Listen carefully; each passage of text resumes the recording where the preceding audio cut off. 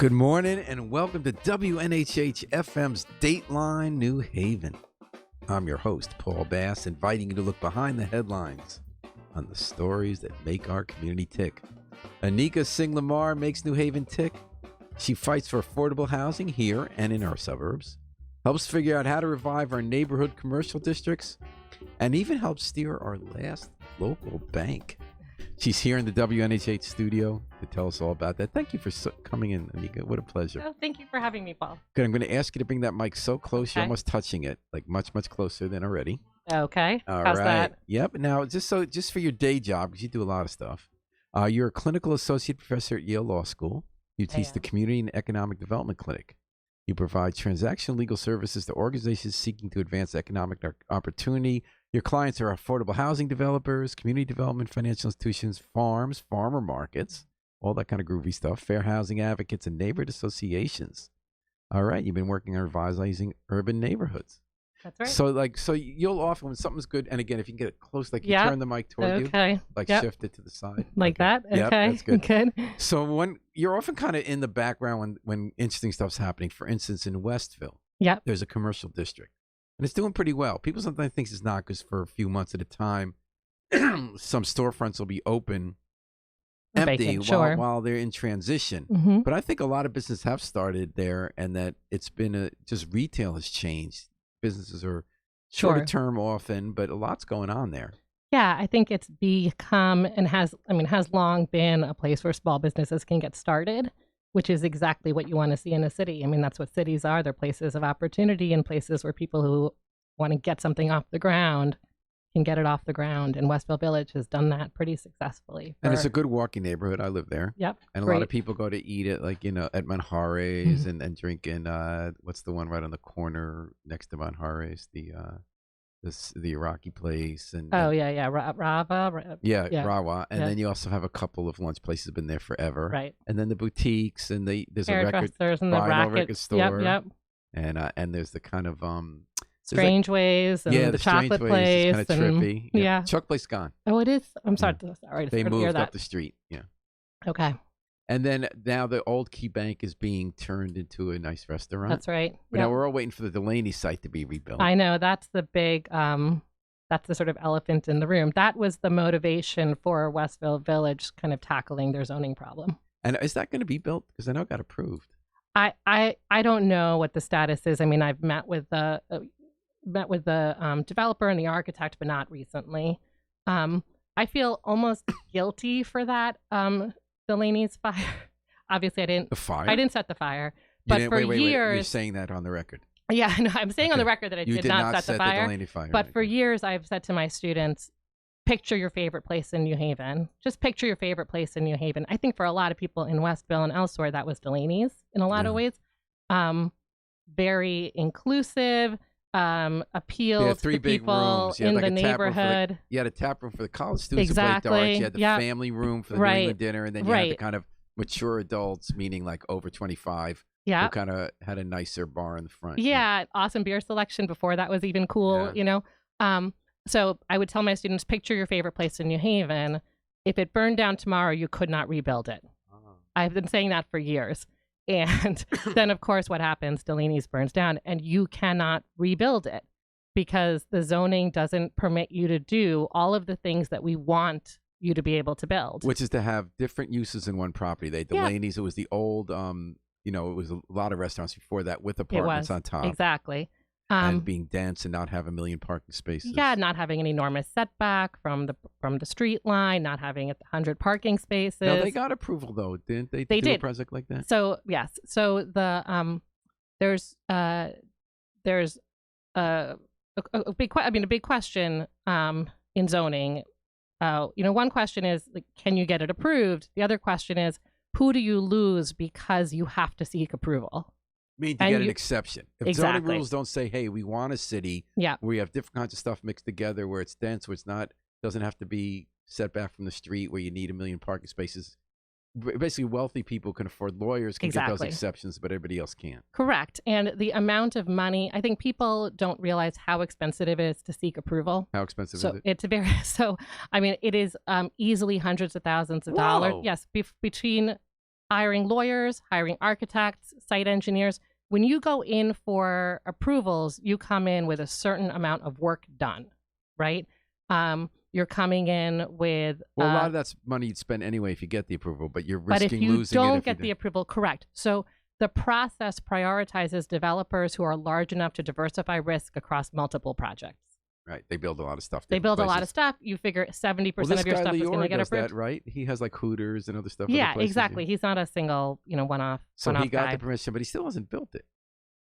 No, he hasn't. And I again, it's been a while since around the time they were applying. It's the last time I sat down with a developer. I have a different theory about what I thought you were going somewhere else when you say you can't build it once it burns down. Okay. So when Delaney's burned down, the guy Peter who ran it went to the space that is now Rawa and tried to make that Delaney's. Right. They called it Harvest. It Something didn't else. work. Yeah. And I'm wondering, John Stefano, the old mayor, called it the Schartenberg syndrome. When people miss something because of the way things used to be, that all sorts of people went to a certain place in town and had commercial vitality, social vitality, and that you keep thinking of that one image and you name it where you used to go. And times change. Right. So if you want to have, again, a place that fulfills those functions where all sorts of people use it, it's a social place, it's a commercial place, stuff gets sold, stuff done there. It's not going to remake what was there 30, 20, 10 years ago. Yeah. So Schartenberg's was a department store downtown. Well, the department stores weren't coming back. Right. So there was an empty spot there that lay there for 30 years. Everybody wanted department stores. The old mayor, John Daniels, tried to get them there with tax breaks and stuff, but they just didn't work there. Right. But when he went for Gateway Community College and other stuff on those areas, on those blocks, he said you have to think about what it is you miss rather than the name of the place. And right, so it sounds like it's like a function issue. What is the space? What function is the space and serving? It's not the exact same thing you cut out and remake. Yeah, sure. So I don't know whether you could just create Delaney's again. Yeah, I agree with you. As a land use lawyer, I think about how to create the freedom for that visionary person and community, community that's going to figure out what that... So what we missed with Schartenberg's and Mr. Delaney's before they changed the rules was that you had stuff smushed together. Yeah, you had a lot of people in there, did a lot of fun stuff. There was housing above it. It was right by the street. So that's why and just so that we could for our listeners in, Anika, you were with a bunch of Yale students who helped rewrite the zoning for Westville so that you don't have to be a rich guy.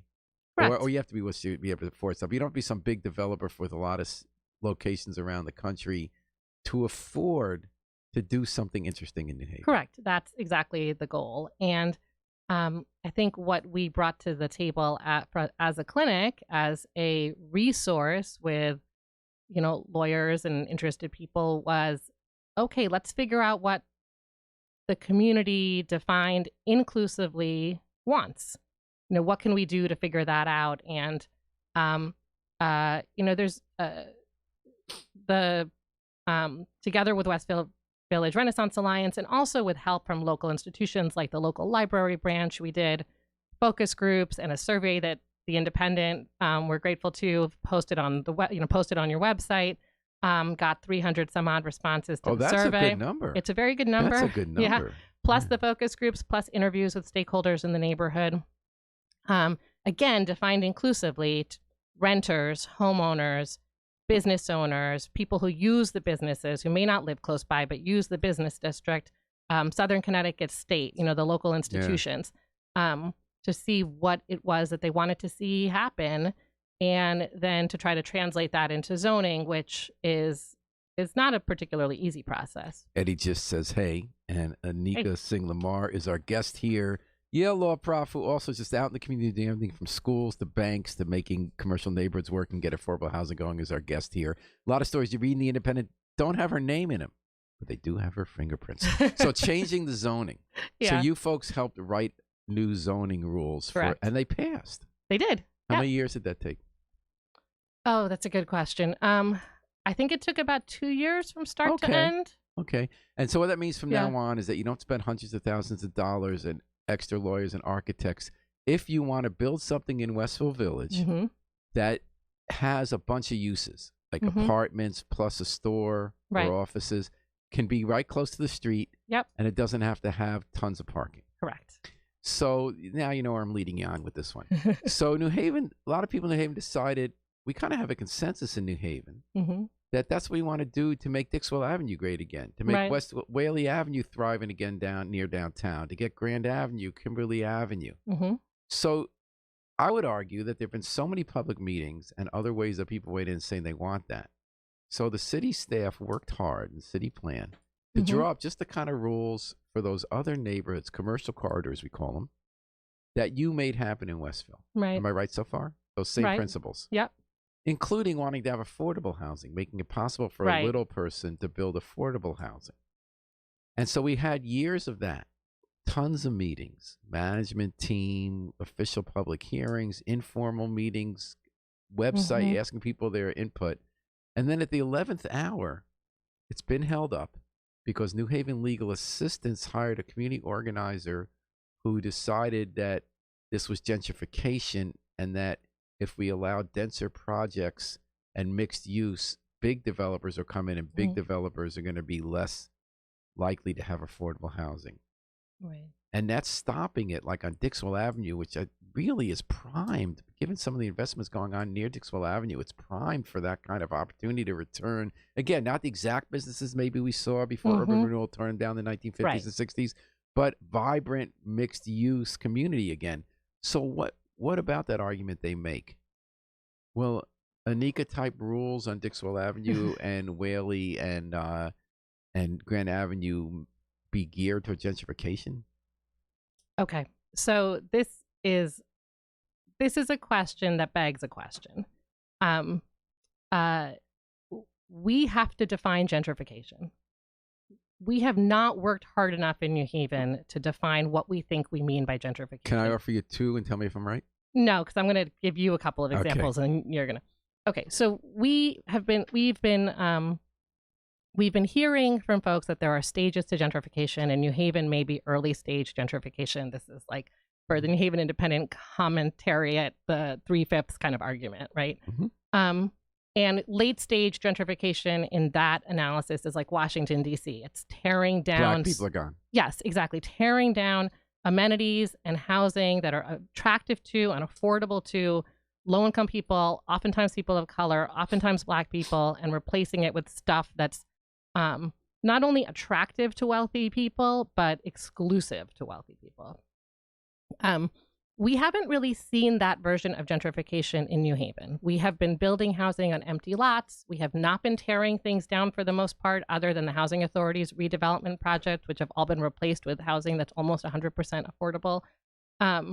We haven't seen that yet. I mean, there's another version of gentrification, which is the sort of brownstoning, the colloquial term, where you don't tear anything down, but you take a house that was previously occupied by low-income people, maybe even multiple low-income families in your like sort of Brooklyn brownstone model, and it gets purchased by a better, more well-off family, maybe gets de-densified into a single-family house. And we've seen a little bit of that. Or a landlord comes in and turns off the heat in the middle of winter and starts construction at 3 a.m. and that kind of thing. Yeah, I think that's more like the first version where you're literally like tearing. That's almost like a tear down kind of model. We've seen a little bit of that. Oddly enough, if you look at the like studies of displacement, the place where we've seen the most of that is really Goatville. And we kind of know that colloquially, New Haven, that you've had houses on Foster Street, for example, that maybe housed 3 families, and now somebody bought it, turned it into a 2-family or 1-family, whatever. we've seen a little bit of that, but we haven't actually seen very much of it in Dixwell, New Hallville, Fairhaven, et cetera. We've seen a little bit of it in Fairhaven. And then there's a kind of cultural gentrification, which is much harder to measure, and I have not seen much in the way of studies that try to measure it. There was one out of, I think it was University of Minnesota, where it was really just qualitative research, talking to people about how you feel in your neighborhood. And if people are not forced to move, but are feeling dislocated in their own neighborhood, this is sort of like the barbecue Becky kind of phenomenon, that is also a problem. So that's not a housing affordability problem, but it's a different Cultural kind shift. of problem, like a cultural shift, like your neighborhood doesn't feel like your neighborhood anymore. That's And New Haven has real. changed. The African-American Absolutely. population, and we're now almost roughly Black, white, and Latino equal. That's right. So the newcomers really are Latino immigrants. Correct. And some white people, Yep. including millennials and empty nesters coming in. The Black population is still about a third of the city, Yep. a little more, but it's no longer as large as it was. No, but it also what also matters is why people moved. I mean, if you have Black families that are moving to Hamden or North Haven because they see that as a move up, then that's great. That's not a bad thing. If you have families that are moving because their rent skyrockets or their parent who was providing childcare was forced to move to North Carolina because the housing was too expensive, and now they've lost their social network. That's a bad thing. So are we in early stage gentrification? I just think it depends on how you're defining it. I think it's hard to argue that there's been a cultural shift in parts of town that feel different than they once felt. Downtown feels different than downtown used to feel. Noticing that it's white people in the window in the morning eating the expensive breakfast. Yeah, downtown feels different. I mean, you can't. My 9-year-old and I oftentimes bike the canal trail, and he's 9 and an active child, so he always gets hungry 5 minutes into our bike ride. And then we stop at Fussy Coffee. And it's hard to sit in the window at Fussy Coffee and watch people doing yoga on the grass and not think, right, gentrification. But why is that bad? But that's the question. I mean, that's the is perfect it bad? example. That's the perfect example. So Fussy Coffee is at Science Park, which used to have 18,000 people working factory jobs, but they don't anymore. Nope. They're not coming back. They're not coming back. So try to start businesses there. Yep. So right around the corner, there's an empty factory that's going to be pulled maybe into over 200 market rate apartments. Right. So people say that's gentrification. That's but then not, down the block, you have a vacant lot that Beulah Heights is completely turning into affordable housing. Across the street, you have Monterey Place, which is a very stable, completely affordable housing, public housing 100%. complex. Where Never going anywhere. Yep. We just renewed that. So if you add a mix of people, you still might have what you're calling cultural gentrification. You still might have cultural gentrification. Some people might not like seeing the yoga people. Sure. Although Black people do yoga. No, I'm not. I was not suggesting that they don't. Fussy Coffee's a yuppie place. Yeah, it's a yuppie place. No, the redevelopment of 201 Munson Street is not in and of itself a problem. Is it a manifestation of cultural gentrification? Maybe, but it's also going to generally contribute to the affordability, accessibility, and the dynamism of the neighborhood. So this brings me back to these legal aid arguments. I'm wondering whether they got it backwards and they're hurting the cause of affordable housing. Yes, they might. If you change the zoning code so that people who aren't big-time developers can afford to put in housing, and if you make, like, they were against going 7 stories instead of 4 because they say denser housing means big developers will put in more market rate housing and not low-income housing. But my understanding is that those big-time developers can afford to get variances anyway, so they would do it. Correct. But if it's denser, you can afford to put in more affordable housing because you can make more money on the space by having more people. Right. So there's a couple of things going on. So one thing is that the more housing you have, the less likely you are to see the brownstoning effect. So one of the versions of gentrification I described was well-off people coming into a neighborhood that is currently housing lower income people, buying houses and de-densifying them. I moved to New York after I graduated from Yale College in 2001, and I really wanted to move to the West Village. I was going to law school at NYU, but it was too expensive. So, like many of my friends, I ended up on the East Side. And the lower part, part of the Lower East Side gentrification story is people like me, like an acknowledged, Ivy League yuppie, not being able to move into the West Village or to the Upper East Side because the rules made it too hard to build there. And I use as a sort of over-inclusive term probably would have preferred to live in the West Village, but we couldn't live in the West Village. So then we went and gentrified some other neighborhood. We didn't know that that's what we were doing. It wasn't like a purposeful thing.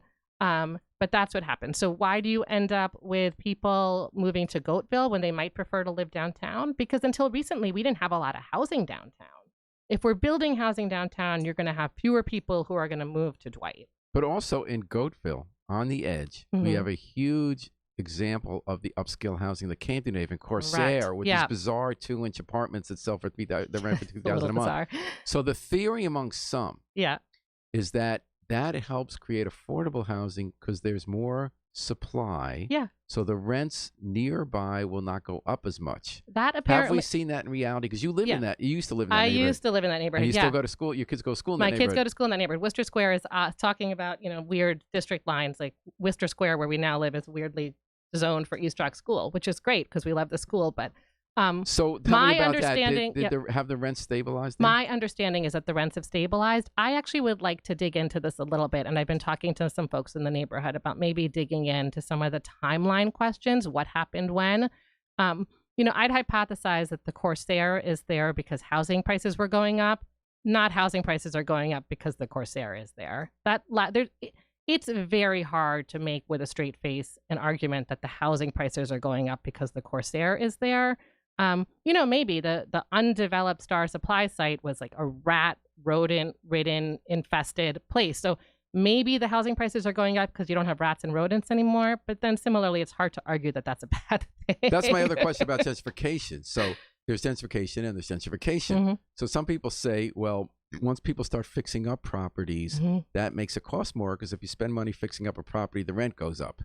But don't we want to we have so much substandard housing in New Haven that don't we want it to go to a higher code, and that doesn't that make it more expensive to live somewhere because the rent can't be as cheap? Or is it still true that in many slum properties, the landlords are getting Section 8 subsidies, so they're actually getting the higher rents, they're just not putting it into the property? Yeah, all of the above. So we want people to live in safe, code-compliant housing. We want the tenants themselves to have the power to demand that. So it shouldn't be that if you're a low-income tenant, you're reliant on the marketplace to make sure your apartment is code compliant. No, I mean, you should be able to demand that of your landlord because it is your right under state statute to live in code compliant, safe housing, and building political power and economic power among tenants so that they can demand that of their landlords is crucial. I think really building an effective tenant organizing movement in New Haven right now is so important to our renters who are oftentimes being abused in non-code compliant, unsafe housing conditions. And it's a huge problem for people who really want to stay in New Haven, but the only housing they can afford is housing that's owned by slumlords. So is it pie in the sky to say that if we could just get enough housing inspectors and have them really on the case, not to criticize anyone's there, we just don't have a lot, that given how much Section 8 pays for subsidized housing and how much we have in town and how much of the low-income rental housing is Section 8, that if we got people to just live up to code, you can make those improvements without rents going up because, and here's the big if, does Section 8 pay enough that you can fix up your properties and still make money? Yes. I think in a Section 8, unit, the landlord should be able to keep the unit. I mean, the Section 8 rents are high enough, and arguably they cost more than my house, which is a nice single-family house in Westville. I pay less for a mortgage than a poor family pays for a rat trap in Dixwell. No, correct, and that's because the Section 8 rents are set at the regional level, at the county level, rather than the local level. This has been in the fair housing world. This has been a very active conversation about whether Section 8 rents actually ought to be set higher in suburban towns than they are in urban towns. At least in places like Connecticut, where the suburban rents are higher. Promote affordable housing in the suburbs. Exactly. So that's small area FMR. It's been a live conversation during the Obama administration and ever since. In New Haven, the upshot is that because your rents, the fair market rents are set the way they are, there is no doubt that the Section 8 rents in New Haven are sufficient profit for a landlord to maintain code compliant housing, and there's no excuse for them not doing it if they have a tenant with a Section 8 voucher. So. Ready for a leading question? Sure. Okay. I mean, I may not answer it. Are people who are rightly concerned about gentrification doing everything they can to promote gentrification and stop all the efforts to prevent gentrification by opposing this rezoning, by focusing on limiting the building of housing and putting conditions, rather than promoting and make it easier for all kinds of people housing, and to shift the focus on having government get private landlords who are on Section 8 subsidies to bring the properties up to code? And furthermore, do we want to do what Seabury Co-ops is doing? Mm-hmm. Do we want to see more of the Section 8 move to a nonprofit, the kind of people who hire you as a lawyer at the Yale Clinic?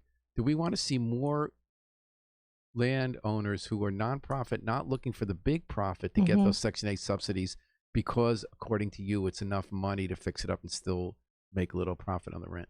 Yeah, I mean, I think that was a big leading question. Is it all true? It's too much. No, I mean, I've got to break it up Okay, so I'm going to break it down into a couple of things. So one, yes, I think we could better utilize our local nonprofit developers. You remember a time, and I remember a time when we had a community development corporation in every neighborhood.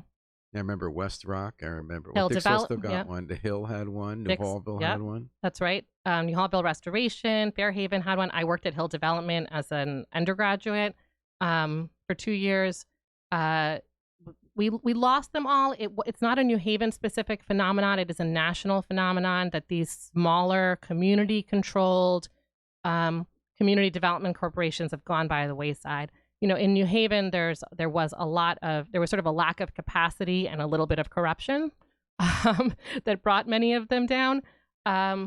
Across the country, you see fewer of them because the financing for affordable housing has gotten so complicated. Just as the zoning is way too complicated to let the little guys thrive, the financing has gotten so complicated that affordable housing development has really become a big developer game. And I do think that that's sort of unfortunate. I think that, you know, some of the most interesting anti-gentrification work I see around the country does come from these community-based developers who are able to densify the housing that they own and operate and deal with gentrification by building more affordable units in the neighborhood, which they control. And we don't have a lot of opportunity for that in New Haven because we lost our community-based development corporations. I mean, we represent a couple. We do have neighborhood housing services, and we have LCI, which I think focused on a home. I mean, NHS is focused on home ownership, and that's a different. And it's that's harder a good part to where you rent. Yeah. And LCI too is focusing on absolutely. home ownership where you rent out some of the units, which is the best model, right? It's a great model. Except the mistake made in the 90s under Henry Cisneros and Bill Clinton, which is that you can make everyone a homeowner. I remember John DeStefano saying we went full-fledged on that, and we nudged it up. We got, I think, from 33 to 37% of the city to be homeowners. But you can't make everyone a homeowner. It actually makes sense across all incomes. For a lot of people not to own homes. Yeah, and I mean, New Haven is a largely rented affordable city. home ownership, the devil is in the details. You have affordable home ownership programs that will never allow you to build wealth because your ability to sell your home is restricted so deeply and for so long that it's not really a wealth building exercise. You have affordable home ownership where the home ownership opportunities are in neighborhoods where local housing values are not likely to rise all that much. And maybe that's okay if that's where you want to live forever. But if you're thinking that a homeownership program is a wealth building program, and you hear that a lot, that affordable home ownership is the way you tackle the racial wealth gap, for example, then the devil's really in the details. And the more of a wealth building program it is, the deeper the subsidy is for any given family. And that's just a limited pot of funds issue. So does it get back to zoning? Do you Yes. do you think people who are concerned about affordable housing, worry about gentrification, are they wrong to be focusing the efforts to kill our changing of the zoning code? I think that it is wrong to think that New Haven's housing problem, whether defined as a gentrification problem or as a housing affordability problem, which are not the same problem, that they are related. It's wrong to think that the problem is market rate apartment buildings with swimming pools. I mean, it's wrong to think that redeveloping the old factory building at Whaley and Fitch is gentrification. It's not. I mean, the redevelopment of that building is not going to cause any problems. But it can help. But it can help. Because there's also a taxpayer issue. Aren't there people who own affordable housing because they live there, they're blue collar, they're worried about taxes in New Haven, and that the taxes will continue going up and pricing them out unless we can grow the tax base. Yeah, although I mean, Tony Harper's found that it takes a long time for these new developments to be showing any. We could have a really boring, long conversation about how the tax phase-in. And you are listening to then the I'm boring, the perfect guest. You're listening to the boring Dateline New Haven on WNHH FM. Your home for community radio and not always boring conversation on 103.5 FM, livestreamnewhaven.org. Anika Singh Lemar is our guest today. So tell me about this. So you could have a conversation about how the phase-in works and whether we're doing it right. I mean, yes, it is taking a long time for the projects that we've seen to make an impact on our grand list, no doubt. So, we'll know better in a couple of years whether it worked out for grand list purposes. But setting aside tax incidents, it is still true that adding 200 new units to a vacant lot in New Haven is good for everyone. For everybody, for the 200 people, including the people who live in Dwight, whose housing would have been really desirable to a doctor at the St. Ray's campus, except that the doctor at the St. Ray's campus was able to get an apartment at the Novella. But don't we also want, like with the neuroscience sense, don't we want a mix of people living there? There's been What's wrong with having a mix? Like close to our city is close to half our housing is affordable housing, right? Yeah, I mean something like 40% of the local housing is subsidized. New Haven's not. So should that just be infinite, or should the suburbs should do it, or should we say not the suburbs because it's good to have a center city near services? I mean, where do you come down on that? So I care about housing affordability, and if you care about housing affordability, you've got to care about housing supply, and I just want more housing everywhere. If you had more housing everywhere, you would solve a lot of problems. Meaning within the city and beyond. Yes, exactly. And I feel very strongly that people ought to have housing choice. So I believe in the individual housing consumer to decide where he or she wants to live. And all right. there should be affordable housing everywhere. And Lizzie Donia says, Anika Singh Lemar is never boring. We are so grateful for her work and the work of the Clinic on Zoning in Westville. Angie Downer says, what is her position with the city? Thank you, Angie. She does not work for the city. Anika is a clinical professor at Yale, which means her job is to make trouble with Yale law students on behalf of affordable housing developers, nonprofits, fair housing activists, and community development groups. And so she's been involved in trying to get our zoning changed so that all kinds of people can develop all kinds of projects with housing and commercial development. Yeah, I should say more housing with affordable rates is what Anja says. Thank you for listening, Anja and Lizzie. I should clarify that I don't have any kind of official role in the current commercial. I mean, we worked on the Westville Village rezoning, but I'm not involved in the rezoning. And how do we decide who's the community? So at the last minute, we spent years in our city going through this long process, but admittedly, not everyday people get tied in. They get flyers at their door. They get notices in the media. They have community management team meetings. They have public hearings, but still not everyone knows about it. And then at the 11th hour, after a couple of years, 5 activists come who, from legal aid who say this is going to hurt the poor because tall buildings are for rich people to build. How does that stop? How do we decide who the community is, and what's the intelligent way for community to make a decision? Yeah. So this is my colleague Jay Pottinger is covering most of my clients this semester while I'm writing. And the paper I've been writing for the last 6 months is about public participation in land use processes, and I'll send it along. But is New Haven in it?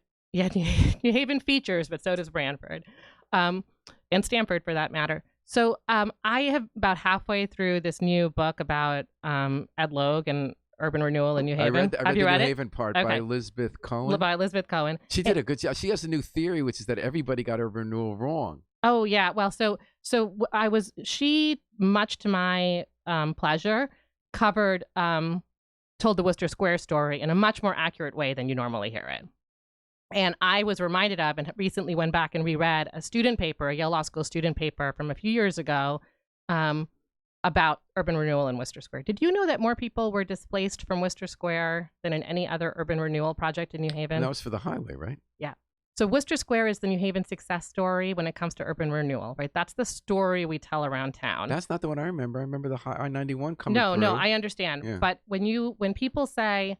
they talk about the old ship captains' buildings on Court Street. Yes, exactly. They talk about how Worcester Square was the first urban renewal project in the country to take place after the federal government changed the Housing Act such that you could use the funds for redevelopment and not redevelopment, for renovation. And so Ted DeLauro, who was the father of Rosa DeLauro, went to everyone's house and found out that all the Italian homeowners had cash buried under their mattresses. Yes, that's true. So the city government would come to their house and say, hey, look, it's sort of like the Tin Men. Yeah. Hey, look at these plans we drew. Our architects of the city showed how nice your house can look. And if you take that money out of your mattress, we'll get it matched from the federal government. That's right. And that's how they made a lot of it. But there's two stories in Worcester Square. There are two stories. There's that story. Nobody tells the second story. Elizabeth. That's funny. I only heard the other story. Oh, okay. So Elizabeth Cohen tells it.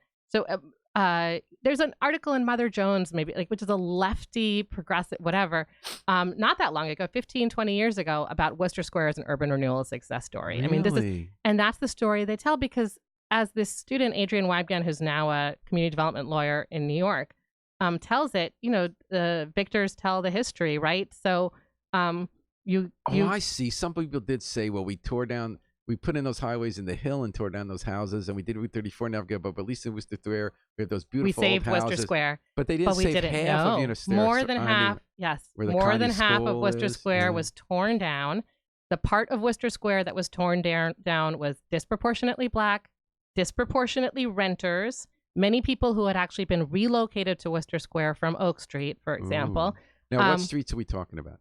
So everything, the way Worcester... East of... Yes, exactly. East of 91. So Worcester Square redevelopment, the end product was a residential neighborhood west of the highway. The tagline at the time was West is Best. And an industrial neighborhood plus Barnum Courts. Barnum Courts actually predates urban renewal, but it ended up on the other side of the highway where the industrial stuff went. And so you notice the streets continue, like Worcester Street continues past that highway, but it's not really Worcester Street anymore. Yeah, that's right. So you have this story about how public participation was so important to getting Worcester Square urban renewal right. Oh. But what public?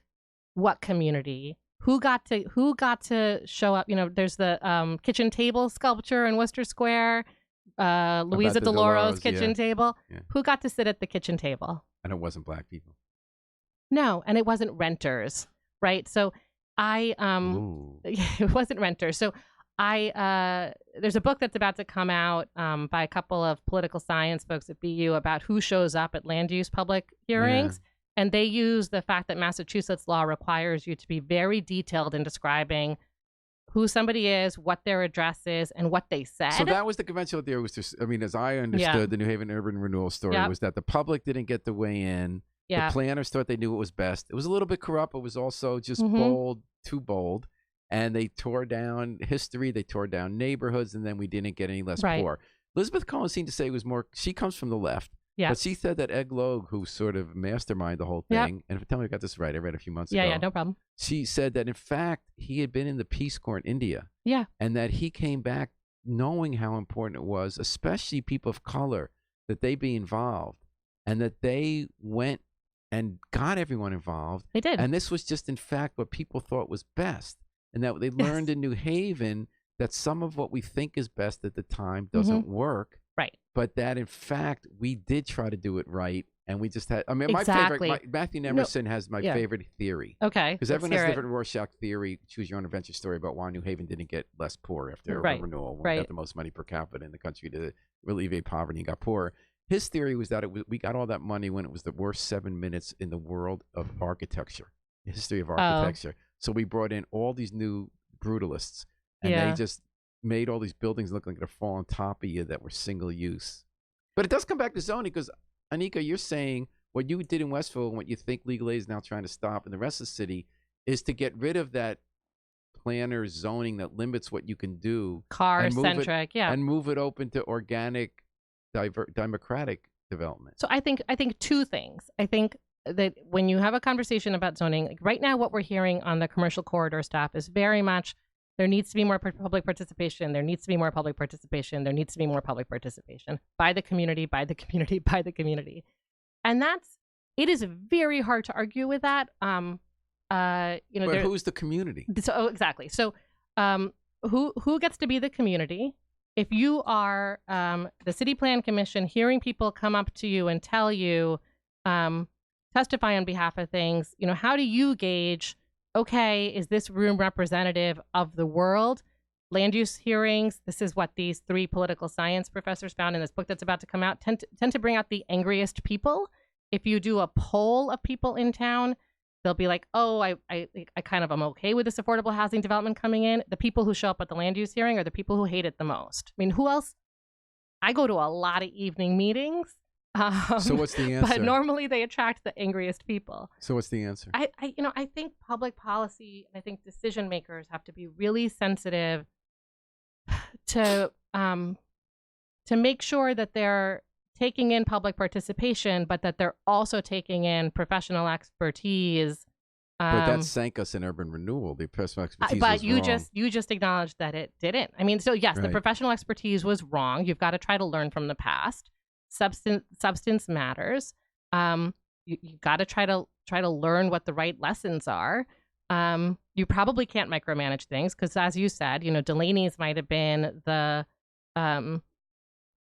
the place for people to mingle 20 years ago, but maybe it's not tomorrow, and you and I probably aren't going to figure it out. Just make it possible. The next person can just figure it out. Just make it possible to let somebody figure it out. So can I give you my theory about democracy? Think about a lot through media when I think about when you're trying, who reads a zoning article. So in the old days when you had print newspapers and selling advertising, people had this fiction that if 100,000 people subscribed to a local paper, they were all reading zoning articles, so you buy an ad by it. Then came the internet where they could monitor, and they found out that under 1,000 people read that article. But you can argue that the 800 people read that have more impact on what happens in their community than 100,000 to read the obits. Right. So I always suggest, based on all this, because I've been thinking about these questions too, is that it's about access to information and participation. That it's not that you need more people to show up to the meeting, although that's a good thing. Yep. It's not that you need to take a poll that has more numbers in it. It's that everybody who wants to know can get really good information about what's happening in their community, and that they can get multiple chances to weigh in on it and participate in the debate and the decision. But that you really work even harder and do better, because it's hard to get that information if they care. But then afterwards, the decisions makers have to be grown up. They have to have a bunch of meetings. They have to do better than they've ever done before to get the information out. But then say, okay, the 3 people who showed up angry tonight who were just really uninformed and ignorant, they're just wrong. And you're going to make that decision. So I agree with what you just said. I would also say the following.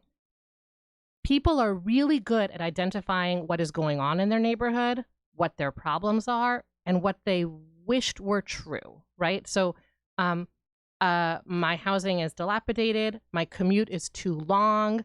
So the problems come from the grassroots. The bus comes every 45 minutes. It should come every 10 minutes. These are things that I need to know, that city plan needs to know about what people's lives are like. And we have multiple opportunities for people to share that information. Tony Harp, one of the first things she did as mayor was this Main Streets thing. I mean, this commercial corridor rezoning dates back 6 years to the beginning but it didn't happen. Well, this Except is for Westville. Yeah, no, but this is what I'm saying. It's a 6-year process. I mean, this is how long this stuff ends up taking. Karen Gilvard tried to rezone the city in the late 90s, and it never happened. This stuff takes a long time. And you have to ask those questions, and you have to get onto the world. There's a lot of kind of consensus among, I don't know if it's consensus. There's a feeling among a lot of planners and politicians these days. Minneapolis just did a big rezoning. And they said, we did the public meetings you're talking about where angry people show up, but really it was much more useful for us to go out to public festivals and fairs and get out there door to door and talk to the people who aren't going to show up to the meeting. And Andrea Downer says, appoint more qualified folks to BZA board. I would add, appoint folks who show up. But what about the issue of democratic input? So alders, right? We have 30 alders, which some people think is a problem because there's so many. The advantage is that they really know their constituents. Right. So why don't we also inject more say for alders?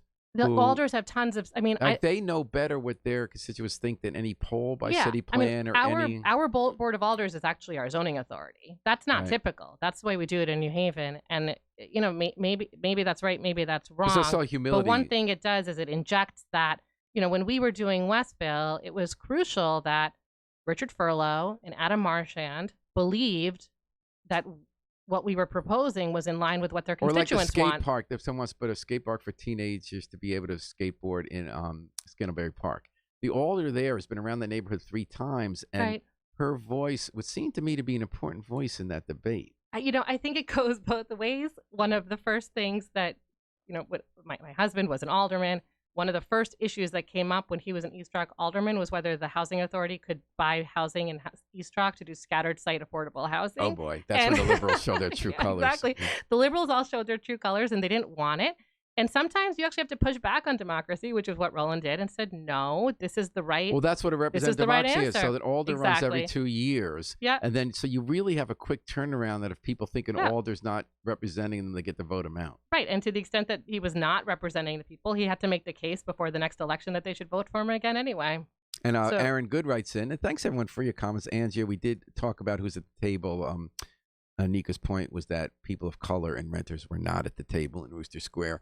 Aaron Good says, how would Anika suggest fixing the Historic District Commission so that neighborhoods like Rooster Square can continue to uphold values of historic preservation without restraining development that is necessary for urban vitality and needlessly frustrating small developers and business who are trying to do the right thing? Thank you, Aaron. I think I'd like to break down that sentence again. It's a really long question. Let me read it again. Yeah. Just so our listeners can follow, because I lost it halfway. Mm-hmm. So how do we fix the Historic District Commission, which I think is one of the most bogus commissions in New Haven, where people have an idea of like what they believed when WASPs ran New Haven. Yeah. Everything looked exactly one way at a certain part of time, and then they stop anyone who has like that poor guy, the Chinese American guy, trying to fix the coffee shop in Worcester Square. 100%. That was a scandal. And our synagogue in Westville, some of the Jews are always tricking them so they don't need a sign so people can see it. Right. So anyway, how can the HDC, which I just think you should abolish, how would you fix it so that neighborhoods can preserve history without stopping development? Like that case of the Fuel Coffee Shop. All these people tried to have a coffee shop. No one succeeded because they realized you need a big window. But because these planners believed that none of the buildings there had big windows at one point in time they liked, even though right across the street at Conti School, the entire block got torn down and a whole new style came up, and that architecture is evolving. They made this guy spend tens of thousands of extra dollars and wait a year almost before he could have a coffee shop that could do business. Yeah, the reason there isn't a large piece of plate glass in a historic building built in the late 19th century is because it was technically impossible. They couldn't do it. They didn't know how to do that with glass yet. They didn't know how to structurally hold up the building with a. I actually think it's about cultural control. I think it's about people who want to still have power. We have to let if the technology evolves, then obviously the architecture is going to evolve, and we have to allow that to happen. So, I mean, I don't know how I would fix it. I mean, I think at a minimum, what we could do is we could require the Historic District Commission to put a number on the things that it's demanding that people do, and allow people to kind of wait a minute. Okay. You know, I'll give you an example. Why do we need it? I mean, it's true we tore down too much of our history. We want to preserve our history, but the way we do it, it's like zoning. Because part of your mission, I think, is to undo the stupid zoning we did. It's worse than zoning. I mean, the historic district is worse than zoning because zoning, at least in theory, anticipates the possibility of change. When we do zoning really badly, like in our suburbs, the thing that's bad about it is that we try to freeze places in time. So, but zoning, at least that's the thing about freezing. We're dynamic. Zoning, at least in theory, is allowing for change. Historic districts don't even allow for change. So the argument for them is that we tore down too much of our history. We want to preserve nice old buildings. So can't we do that by having historic district tax credits and that kind of stuff? Yeah, you can certainly. I don't think anybody argues too much with programs that incentivize preservation. Forcing it down people's throats, I don't know. I mean, I know that was terrible. The reason we allow it to happen is because the statute provides for the property owners to actually vote the historic district on themselves. So the argument is that 2/3 of people wanted it, and the rest of us, like me, I mean, I live in Worcester Square. We have to have stupid conversations about whether we can put solar panels on the, like this. Really? They don't let you do that? It's they didn't have the sun in 1920? Yeah, exactly. But then the argument for someone like me is like, I knew what I was getting myself into. So who doesn't want you to put a solar panel on your house? No. We've never gone. No, we have never applied to put solar panels in our building, but we literally have had conversations with our architect and with the solar panel company about whether we'd even be allowed to. And why would you not allow to put a solar panel? Because they want global warming. That's changed that they weren't going to like when the whole the oceans come and wipe out Worcester Square. So I'm sorry. No, that's true. That's not going to be so good for us if that happens. What did you find out? Well, so what we didn't. This again goes to the. I'm a lawyer. It would be free for me. I mean, I would not have to hire somebody to do this, but I still don't really feel like doing it. So when the question came up about whether we would have to apply to the Historic District Commission, we talked to the solar panel company about instead putting the panels on the back of our house, like the back part of our roof. So you wouldn't be able to. Yeah. So you wouldn't be able to see it from the square. So the first thing we do, should the next mayor and the board of alders passed the law that the Historic District Commission cannot prevent anyone from putting up solar panels or any kind of energy efficiency. We just passed this thing that we want to have a real serious climate change policy in our city. Yeah. And we have this absolutely ridiculous Historic District Commission with ridiculous rules that's actually preventing we have clean energy. There are a number of states, I think about 20, that in the state law prohibit local authorities from preventing alternative energy stuff. So you can't use zoning to zone out solar panels, et cetera. So there's certainly precedent for that. I haven't actually done the research to see whether you would need it in Connecticut or we already have it or what it is. But all right, so Anika, Singh, Lemar, there are so many things. Basically, you spend your life doing the things that we try to write about in the New Haven Independent. We only got to about 1/4 of all the things I wanted to ask you. So you're going to have to come back. I'm sorry. I will absolutely come back happily. But let me ask you before you leave, what's your advice for the next mayor in New Haven, whoever that person ends up being? Okay. I think that the number one thing on many people's list, as evidenced by the results of the primary election, are our public schools. I think a lot of people actually love what's happening in their public schools. We love our public school. We love our principal. We love our children's Just so you teachers. know that your kids go to East Rock. Our kids are at East Rock, yeah. And you had a bunch of parents who said, we don't think everyone should have to try to get into Hooker. Let's make other schools good. That is not what we said. I think it was a slight version of that, which is not everybody has to try to get into Hooker. Other schools are good too. Okay. But you also committed to participating in your school. There's a lot of parent involvement in that school. Yeah, no, there definitely is. I never self-perceived as a PTO mom until Yuri Maciel Andrews, who is one of my favorite New Haveners, said, Anika, you're on the PTO board now. And I said yes because I believe in our school. And I believe it serves an amazing So what's the array next of New mayor Haveners. do about the schools? So we've got to empower our public school buildings to do well what they're doing well. We need somebody in the superintendent's position who knows how to empower our principals and let them do well what they're doing well, and who's willing to acknowledge the ways in which it is harder to do public education in a place where a disproportionate number of your students are coming from low-income families, coming from other countries, have English as a second language. Those children can and are thriving in New Haven public schools, but we owe them the world, and we should give it to them. And they're often the strength. Like Columbus Academy is this great 100%. dual language school. And that's sort of the... I am in awe. If I could rattle off for you the ways in which my children being at East Rock has just made them better people than I am. And a lot of it has to do with the diversity of the student body at the school. All right. So I'm going to cut it off there, even though I want to go 2 more hours. And I didn't find it boring for a second. Neither did I. Thank you for having me, Paul. Thanks to everyone for your questions, Andrea and Aaron, everybody. Great questions. Thanks to the miracle man behind the controls, WNHA station manager Harry Dross, and our guest today, Anika Singh Lemar. We're going to take it out with the Afro-Semitic Experience, performing I Wish I Knew How It Would Feel to Be Free, from the group's CD, A Plea for Peace. This is Paul Bass inviting you to fly free with us all day and all night long at WNHH, New Haven's home for community radio.